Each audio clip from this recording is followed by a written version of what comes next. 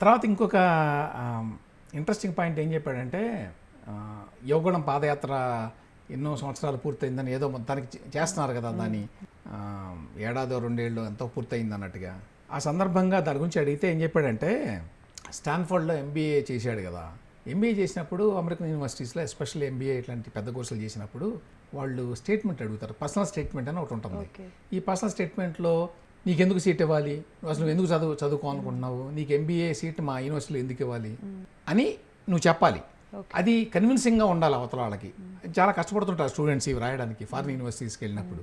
అందులో ఈయన అప్పట్లో రాశాట, నేను తర్వాత రాజకీయాల్లో కూడా వెళ్తాను, సో ఈ బిజినెస్ నాలెడ్జ్ని దానికి కూడా అప్లై చేస్తాను, దానివల్ల ప్రజలకు మేలు జరుగుతుంది అనేటువంటి ఒక పాయింట్ ఆఫ్ వ్యూలో ఏదో రాశాను నేను పర్సనల్ స్టేట్మెంట్. ఆ తర్వాత సీట్ వచ్చింది, చదువుకున్నాడు అనుకోండి. అయితే ఆ చదువు అయిపోయిన తర్వాత నాకు అర్థమైంది ఏంటంటే స్టాన్ఫర్డ్ ఎంబీఏ బిజినెస్ చేసుకోవడానికి బ్రహ్మాండంగా ఉపయోగపడుతుంది కానీ రాజకీయాలకు ఉపయోగపడదు. రాజకీయాల గురించి కొత్తగా నేను మళ్ళీ నేర్చుకోవాల్సి వచ్చింది. యోగడం పాదయాత్ర అందుకు ఉపయోగపడింది అనేది ఇంకొక ఇంట్రెస్టింగ్ పాయింట్ అతను చెప్పింది. ఇంకోటి ఈ మధ్యకాలంలో చాలామంది ప్రశ్న ఏంటంటే ఇప్పుడున్న కూటమి ప్రభుత్వం ఎస్పెషల్లీ తెలుగుదేశం గత 5 సంవత్సరాల్లో వైఎస్ఆర్సీపీ ప్రభుత్వం ఉన్నప్పుడు నానా రకాల అక్రమాలు అరాచకాలు జరిగినాయి, వాళ్ళందరి మీద చర్యలు తీసుకోవడం లేదు, కేసులు పెట్టడం లేదని మనం కూడా మాట్లాడాం చాలాసార్లు. చాలామంది ఈ మధ్య దాని గురించి మాట్లాడుతున్నారు. దానికి ఏమంటాడంటే ఒకటి కేసు పెట్టాలి కాబట్టి కేసు పెట్టడం కరెక్ట్ కాదు, గవర్నమెంట్లో ఉన్నాం కాబట్టి. ఇన్వెస్టిగేషన్ అన్నింటిలో జరుగుతున్నాయి, చాలామందికి తెలియట్లేదు. చాలా కేసుల్లో ఇన్వెస్టిగేషన్ జరుగుతోంది, but it will take time. Let the investigation get completed. ఆ తర్వాత వాటి మీద పరిణామాలు ఉంటాయి. అయితే ఇప్పటికిప్పుడు ఇవాళ కేసు పెట్టి రేపు వీళ్ళందరినీ శిక్షించడం అనేది సాధ్యం కాదు. అది చట్ట ప్రకారం ఏదో అధికారంలో ఉన్నాం కదా అని చెప్పి అధికారాన్ని దుర్వినియోగం చేసి అట్లా చేయలేము. కాబట్టి ఓపిక పట్టాలి. ఇంకా దాని గురించి చాలామంది విమర్శించిన ఎందుకు ఎక్కువ మాట్లాడడం లేదు అంటే కేసుల ఇన్వెస్టిగేషన్లో ఉన్నప్పుడు మేము గవర్నమెంట్లో ఉండి మాట్లాడితే దాన్ని ఇన్ఫ్లుయెన్స్ చేసినట్టు అవుతుంది, అందుకనే మాట్లాడడం లేదన్నాడు. ఇదంతా కరెక్టే అనిపించింది నాకు. రెడ్ బుక్ చూసి భయపడుతున్నారా అని కూడా అన్నారు. అవును, రెడ్ బుక్ సంబంధించి వేరే సందర్భంలో అడిగారు, అది కూడా చెప్తాను.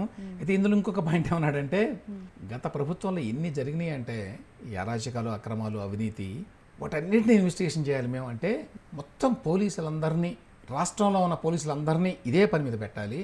అప్పుడు లా అండ్ ఆర్డర్ చూడడానికి అసలు పోలీసులు ఉండరు, ఆ పని చేయలేం కదా. సో శాంతి భద్రతలు మిగతా అంశాలు చాలా ఇంపార్టెంట్ పోలీసులకి. అవన్నీ మానేసి గత ప్రభుత్వంలో జరిగిన అక్రమాల మీద మేము ఇన్వెస్టిగేషన్ చేయండి మీరు అంటే బాగుండదు, కాబట్టి పని చేయలేము. గత ప్రభుత్వంలో అన్ని అక్రమాలు జరిగినాయి అనేది అర్థం చేసుకోవాలి మీరు అని చెప్పాడు. అది ఇంట్రెస్టింగ్. తర్వాత నువ్వు రెడ్ బుక్ గురించి మాట్లాడావు. రెడ్ బుక్ గురించి అడిగారు అంటే రోజా అట్లా మిగతా వాడు కూడా విమర్శించారు. ఏంటి దావోస్కి వెళ్ళి రెడ్ బుక్ గురించి మాట్లాడాడు, అందుకనే అసలు ఇన్వెస్ట్మెంట్స్ రాలేదు అన్నట్టుగా కూడా. ఇంకా కొంతమంది ఏమో అది ఇన్అప్రోపరియేట్ కదా, దావోస్కి వెళ్ళి ఇది మాట్లాడడం ఏంటి. కరెక్టే, దావోస్లో అది మాట్లాడితే తప్పే. కానీ లోకేష్ ఇందులో చెప్పినట్టుగా రోజా గారికి దావోస్కి జ్యూరిక్కి ఉన్న తేడా తెలియదు, రెండు వేరువేరు. గతంలో కూడా చెప్పాను నేను, వీళ్ళు స్విట్జర్లాండ్ వెళ్ళినప్పుడు ఫస్ట్ జ్యూరిక్లో దిగుతారు, అక్కడి నుంచి కారులో వెళ్తారు దావోస్కి. దావోస్ చిన్న ఊరు అని కూడా చెప్పాను నేను. జ్యూరిక్లో దిగినప్పుడు ఈ పార్టీకి సంబంధించి ఎన్ఆర్ఐ టీడీపీ వాళ్ళు డయాస్పోరా అంటారు, అంటే మన వాళ్ళు అక్కడ ఉండేవాళ్ళు రకరకాల దేశాల్లో, యూరోప్ చిన్న చిన్న దేశాలు కదా మన రాష్ట్రాలు లాంటివి. సో అన్ని దేశాల నుంచి అందరికి కబురు పెడితే అందరూ వచ్చారు. ఒక మీటింగ్ చంద్రబాబు నాయుడు గారిని కలుస్తామని, ఇది ఎప్పుడు ఉంటుంది కదా. అది జ్యూరిక్లో జరిగింది, దావోస్లో కాదు. కాబట్టి దావోస్లో రెడ్ బుక్ గురించి మాట్లాడాను అని వీళ్ళు మాట్లాడుతున్నారు. దావోస్లో కాదు, అది జ్యూరిక్లో జరిగింది. అంతేకాదు అది పార్టీకి సంబంధించిన సమావేశం, అది ఇన్వెస్ట్మెంట్స్కి సంబంధించింది కాదు. వీళ్ళంతా ఎట్లా రాస్తున్నారంటే దావోస్లో ఇన్వెస్ట్మెంట్ ఆ సమ్మిట్స్లో లేకపోతే ఆ కాన్ఫరెన్సెస్ జరుగుతాయి కదా దావోస్లో, ఆ సందర్భంలో ఈయన మాట్లాడినట్టుగా వీళ్ళు చెప్తున్నారు. అది కరెక్ట్ కాదు అనేది, అది ఒక క్లారిటీ ఇచ్చాడు. సరే, దీనికి కూడా సమాధానం చెప్పాడు. ఏంటంటే మీరు పెద్దగా ఏమీ ఒప్పందాలు చేసుకోలేదు కదా అని. దాని గురించి కూడా మాట్లాడుకున్నాం మనం. దావోస్లో పెట్టుబడుల ఆకర్షణ అనేది ప్రధాన ధ్యేయం కాదు అని చెప్పి నేను అంతకుముందే మనం మాట్లాడుకున్నాం. యాక్చువల్గా ఇది జరగకముందే చెప్పాను నేను. దావోస్ అనేది వరల్డ్ ఎకనామిక్ ఫోరం, దాని పేరు WEF. ఆ ఫోరంలో రకరకాల అంశాల గురించి చర్చలు జరుగుతాయి. ఆయా దేశాలు అనుసరిస్తున్న పాలసీల గురించి తెలుసుకుంటారు అందరూ. అంతేగాని అక్కడ కూర్చొని ఒప్పందాలు చేసుకోరు, మేము మీ దేశంలో ఎంత పెట్టుబడులు పెడతాం, ఆ దేశంలో అంత పెట్టుబడులు పెడతాం అనేది కాదు. అది సెకండరీ కూడా కాదు యాక్చువల్గా చెప్పాలి అంటే. ఆ విషయం వీళ్ళు చెప్పకపోవడం వల్ల గతంలో చాలామంది దావోస్ అంటే అది పెట్టుబడుల సమ్మిట్ అనుకుంటున్నారు, అది కరెక్ట్ కాదన్నాను. ఇప్పుడు చెప్తున్నారు వీళ్ళు అది పెట్టుబడుల కోసం వెళ్ళే సమ్మిట్ కాదు, అది ఎకనామిక్ ఫోరం. అది అక్కడ ఎకనామిక్ పాలసీస్ గురించి, కొత్తగా వస్తున్న టెక్నాలజీల గురించి, ఆయా దేశాల నుంచి వస్తున్న పాలసీల గురించి మాట్లాడుకుంటాం అని చెప్పి, అయితే అక్కడ నెట్వర్కింగ్ చేస్తాం కాబట్టి చాలా ఉపయోగం, చాలా నెట్వర్కింగ్ చేశాము, దాని ఫలితాలు త్వరలో ఉండబోతున్నాయని చెప్పి ఒక ఎగ్జాంపుల్ చెప్పాడు. అక్కడ నేను కాగ్నిజెంట్ కంపెనీ వాళ్ళని కలవడానికి చైర్మన్ అనుకుంటాను, కలవడానికి యాక్చువల్గా మా దగ్గరికి మీటింగ్ ఆయన రాలా, నేనే నడుచుకుంటా వాళ్ళ దానికి వెళ్ళాను.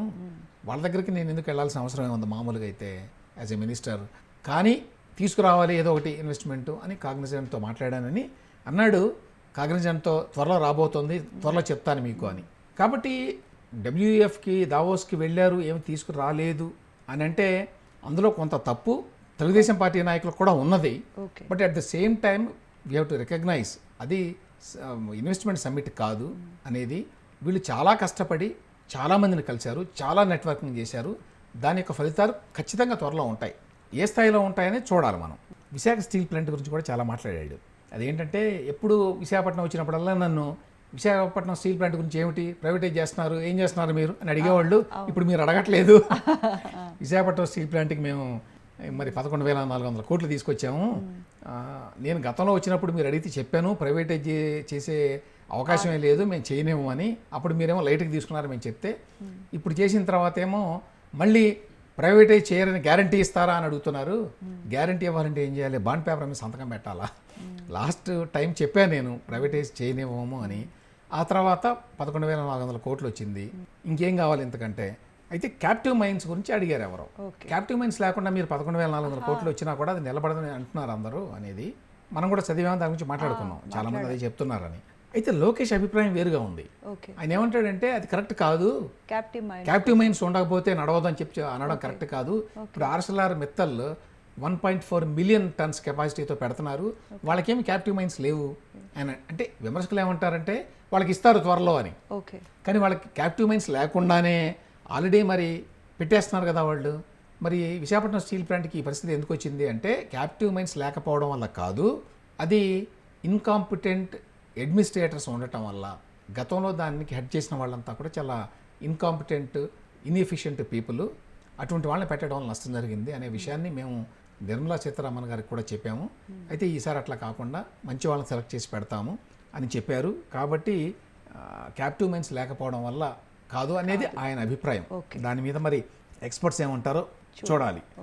సో ఈ రకంగా చాలా అంశాల మీద చాలా వివరణ ఇచ్చాడు.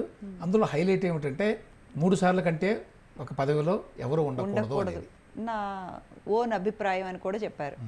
Right, thank you sir.